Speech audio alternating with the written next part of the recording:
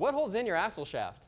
They're actually called retainer plates, but there's several different types. Today, I'm going to show them to you.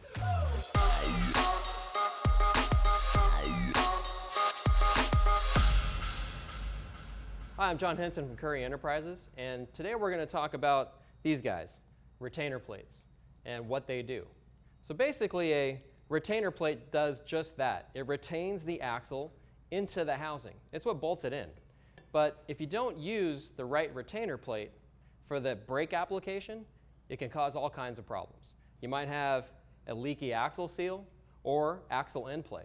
So I'm going to go over a couple of these retainer plates, show you the differences and why we use them in specific applications. This here is a standard retainer plate. You'll notice it's flat on both sides. For this purpose, we're going to basically use a Torino style housing in, or what we call the new big bearing. Okay? So they're all the same bolt pattern. What this is going to be used for is mainly drum brake applications or standard disc brake applications that don't need any sort of extra preload. They have a backing plate and they're designed specifically around just a standard retainer plate. Now if you're using a brake kit that doesn't have a parking brake or a backing plate that's built into the kit, we're going to use this one here. You'll notice on this one there's a machined relief.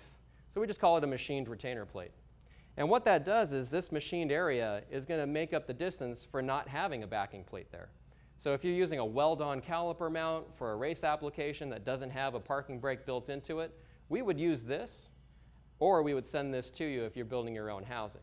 Now for you guys that are building rear ends or using Willwood brakes, or ordering rear ends from us that have Willwood brakes on them, we actually make our own specific Willwood retainer plate. Now the Willwood brakes with the parking brake built into it have a backing plate, but they require this lip here to reach inside the backing plate and put a specific amount of preload on the bearing so that you get the right seal and no axle end play.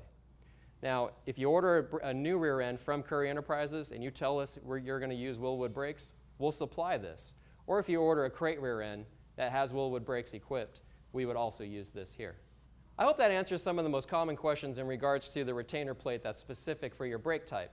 But if you have a question in regards to what is the right one for you, please send us an email, give us a call, or leave a comment below.